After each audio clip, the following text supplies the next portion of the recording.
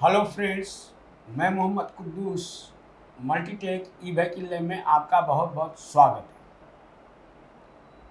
दोस्तों, आज हमने एक स्कूटी का लिथियम आयन चार्जर का स्कीमेटिक डायग्राम बोर्ड पे बनाया है। जैसा कि आप ये देख रहे हैं, तो ये जो लिथियम आयन चार्जर का पहला पार्ट है, जिसमें आप सीखने जा रहे हैं कि लिथियम आयन चार्जर में जब हम एसी वोल्टेज देते हैं तो डीसी कैसे बनती है, 300 वोल्ट कैसे बनती है, और साथ ही साथ में पीएफसी सेक्शन इसके अंदर लगा होता है या सप्लाई सेक्शन जो कि L6599 आईसी को सप्लाई देता है, उसके बारे में हम आज जानकारी देने जा रहे हैं। तो सबसे पहले मैं इस टॉपिक का नाम आपको बताना चाहूँगा।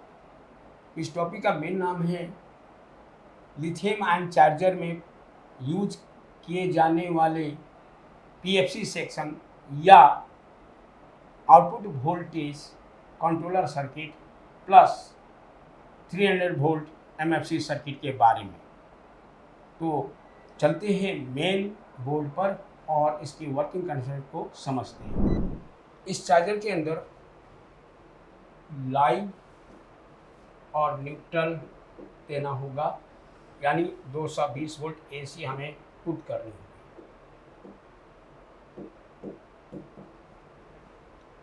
अब ये 220 वोल्ट एसी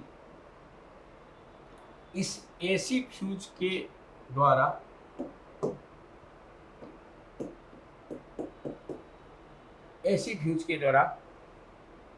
और एक एनटीसी के हेल्प से ब्रिज के एसी वाला टर्मिनल पे पहुंचेगा।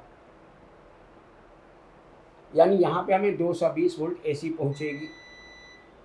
जैसा कि आपको पता है कि किसी भी ब्रिज डायोड को अगर हम एसी वाले टर्मिनल पर 220 वोल्ट एसी देते हैं तो ब्रिज डायोड उसे डीसी में कन्वर्ट कर देता है। तो इस प्रकार हमें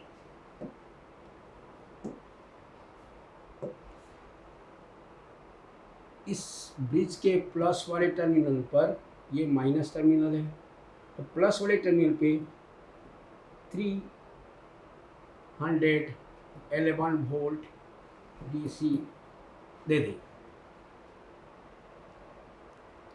क्योंकि ये अनप्योर डीसी होता है और कैपेसिटर उसे प्योर डीसी में बदल देता है। इस टर्मिनल को एमएफसी कहा जाता है, मेन फिल्टर कैपेसिटर्स। इस तरह से 220 वोल्ट एसी डीसी में कन्वर्ट हो जाता है। इस टर्मिनल पर यानी लाइव और न्यूट्रल के बीच ये जो कंपोनेंट है इसे कहते हैं VDR या MOV। हालांकि इन दोनों में फ़र्क होता है, इसके बारे में भी आपको कहीं ना कहीं ज़रूर बताऊंगा। अब आते हैं जो मुख्य रूप से ये जो VDR या MOV लगा हुआ है, इसका मुख्य काम है प्रोटेक्शन देना।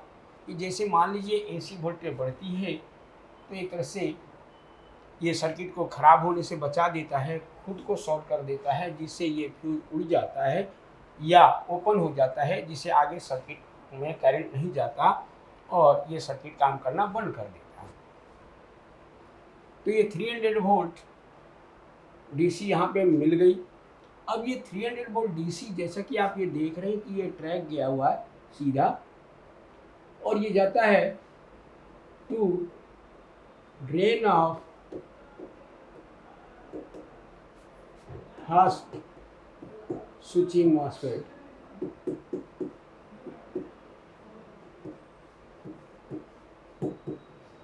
स्विचिंग मॉसफेट के ड्रेन पर, यानी इसमें 2 मॉसफेट लगा हुआ है, इसलिए मैंने इसे फर्स्ट स्विचिंग मॉसफेट बोला है। तो फर्स्ट स्विचिंग मॉसफेट आप कैसे पहचानेंगे, इसके लिए आपको ये ध्यान रखना होगा कि ऐसा स्विचिंग मॉसफेट जिसका सोर्स ग्राउंड नहीं है उसे आपको फर्स्ट मान लेना है। तो उसके ड्रेन पर ये 300 वोल्ट पहुंच जाएगी या 311 वोल्ट पहुंच जाएगी। अब यहाँ से जो आप इस सर्किट को आप देख रहे हैं, इस पूरे सर्किट को हम ये कह सकते हैं पीएफसी सेक्शन यानी पावर फैक्टर सेक्शन या सप्लाई सेक्शन, दोनों में से कोई भी नाम हम इसे पुकार सकते हैं। रियल में इस चार्जर के अंदर या लिथियम आयन चार्जर के अंदर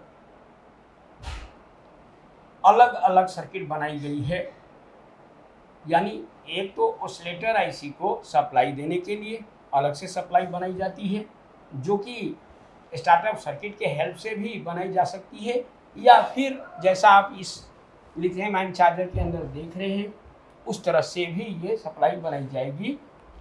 और दूसरा एक और ऑसिलेटर आईसी होता है जो कि मेन स्विचिंग को ऑन करता है। तो जैसा कि इस सर्किट के अंदर एक ही आईसी दोनों काम कर रही है, यानी उस आईसी को सप्लाई देने का कार्य इस सर्किट से हमने, जैसा कि इस सर्किट में देख रहे हैं, इसके द्वारा सप्लाई प्रोवाइड की गई है। तो अक्सर जो लिथियम आयन चार्जर के अंदर जो बहुत ही फेमस आईसी है L6599 या 1397 आईसी का प्रयोग किया जाता है अधिकतर लिथियम आयन चार्जर के अंदर, जिसे ऑसिलेटर आईसी कहते हैं। उस ऑसिलेटर आईसी को एक्टिव करने के लिए सप्लाई तो देनी ही पड़ती है। तो चलते हैं कि L6599 या 1397 आईसी की कौन सी सप्लाई पिन है और उस पर कौन कौन वोल्टेज पहुंचती है, वो इस सर्किट से आपको अच्छी तरह से समझ में आ जाएगा। तो इसमें अगर आप ध्यान दें तो 300 वोल्ट के ट्रैक से दो या तीन हाई वैल्यू रेजिस्टर के द्वारा पिन नंबर 2 पर, यानी L6599 या 1397 आईसी के पिन नंबर 2 पर जारी है लगभग 2 वोल्ट टू 3 वोल्ट। कहाँ जाएगी? To pin number 7 of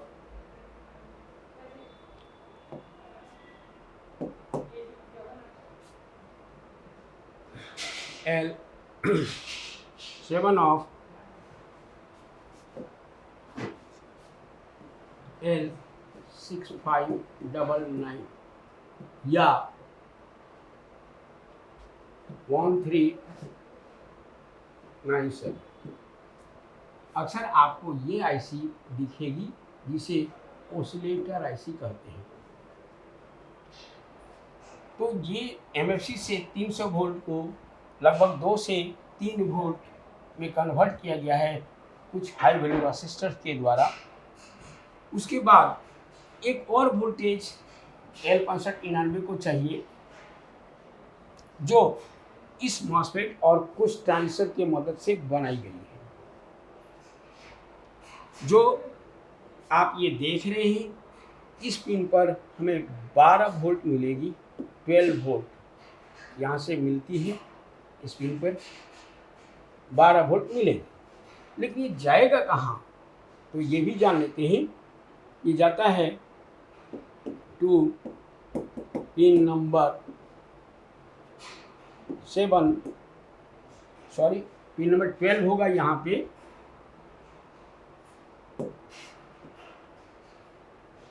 to pin number 12 of L6599 oscillator IC. यानी इस L6599 आईसी जो कि बहुत ही फेमस आईसी है और अक्सर ये लिथियम आयन चार्जर के अंदर ऑसिलेटर विभाग में लगा हुआ है, जो कि 16 पिन की है। तो उसकी 2 सप्लाई पिनें होती हैं, एक पिन नंबर 7 और दूसरा पिन नंबर 12। ये सप्लाई 2 पिनें हैं, इसको आपको सप्लाई देना ही पड़ेगा, तब ये ऑसिलेटर आईसी एक्टिव होगी। तो उसको सप्लाई कैसे पहुंचाई गई है ये मैं अब समझा रहा हूँ। तो मैंने यहाँ पे आपको बता दिया कि 12 वोल्ट आएगा अब ये 12 वोल्ट कैसे बना, ये हमें जानना है। तो जैसा कि आप देख रहे हैं कि इसके लिए एक मॉसफेट लगाया हुआ है, ये मॉसफेट के द्वारा वोल्टेज पहुंचेगी।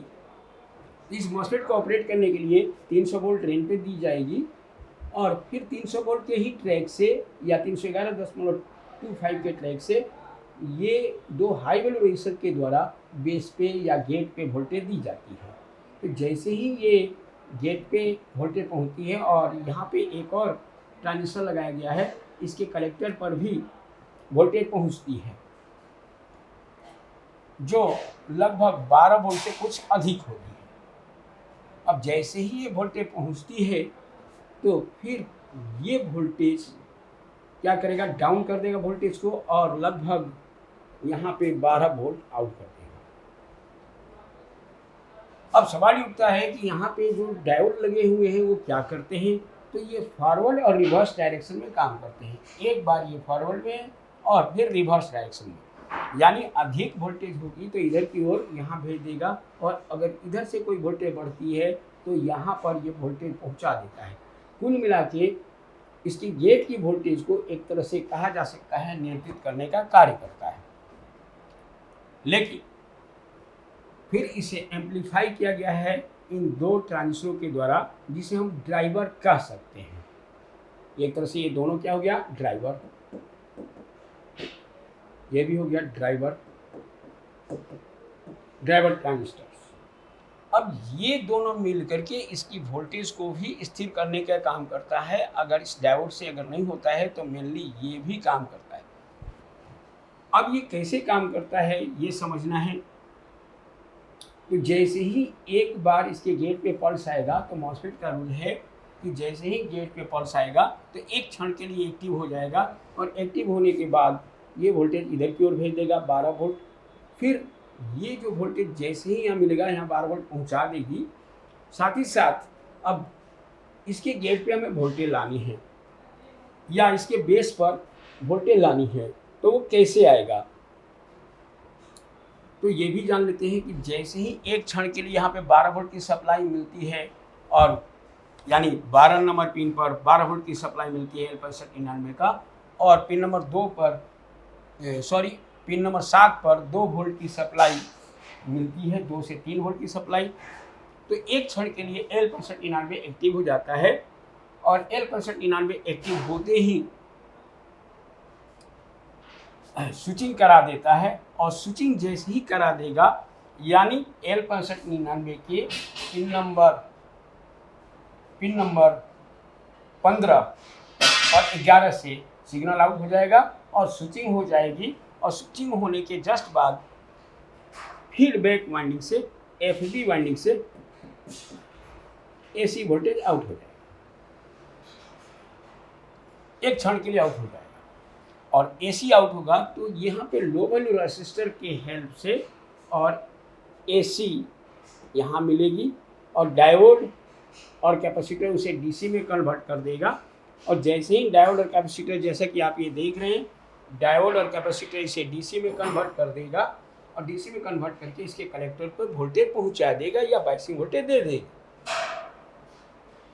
अब इस ट्रांजिस्टर को एक्टिव करने के लिए फिर इसके कलेक्टर और बेस के बीच एक रेजिस्टर जोड़ा गया है। अब वो क्या करता है, बेस पे भी वोल्टेज पहुंचा देता है और एक जीरो डायोड लगाया गया है कि यहाँ की बेस की वोल्टेज को वो स्थिर करे। इस तरह से बेस की वोल्टेज को यहाँ पे स्थिर मिलने लगती है बेस पर, और जैसे ही बेस में वोल्टेज मिलता है तो एक तरह से कहा जा सकता है कि कलेक्टर और एमिटर जुड़ जाती है और जुड़ने से ये वोल्टेज डायोड के द्वारा इस पर मिल गई। यानी एक तरह से पहली वोल्टेज तो 12 वोल्ट आ रही थी, दूसरा एक तरह से फीडबैक इसको मिल गया और फीडबैक मिलने से ये वोल्टेज स्टेबल हो गया, स्थिर हो गया और ताकतवर भी हो गया। साथ ही साथ इसके गेट पर भी या बेस पर भी ये वोल्टेज दे दी गई है एक रेजिस्टर के द्वारा, और जैसे ही इसके बेस पे वोल्टेज मिलेगा तो इस सिग्नल को एम्पलीफाई करके इसके कलेक्टर पे भेजेगा। अब ये मॉसफेट प्रॉपर रंग से काम कर जाएगा और इस तरह से 12 वोल्ट आउट करता रहेगा। ये प्रक्रिया बार बार चलता रहेगा और हमें L6599 IC के पिन नंबर 12 पर 12 वोल्ट कंटिन्यूस मिलना चालू हो जाएगा। और जो हमारा ऑसिलेटर है या L6599 ऑसिलेटर आईसी है वो प्रॉपर ढंग से काम करना चालू कर देता है। तो ये एक छोटे से तरीके से मैंने इसकी कार्यविधि आपको बताई है और इसके बारे में मैंने पूरी जानकारी आपको बहुत ही शॉर्ट टाइम में दिया है। अगर आपको मेरा वीडियो अच्छा लगता है तो इसे आप लाइक करें, और अगर आप चाहते हैं कि इसकी बारीकियों को अच्छी तरह से समझें तो एक बार मल्टीटेक ज़रूर आइए और विजिट कीजिए, क्योंकि ये ज़माना ही है ई व्हीकल का और इसमें हम सीख करके अच्छा खासा रोज़गार हम कर सकते हैं। उम्मीद है ये वीडियो आपको पसंद आया होगा। इस वीडियो में इतना ही। थैंक यू वेरी मच दोस्तों।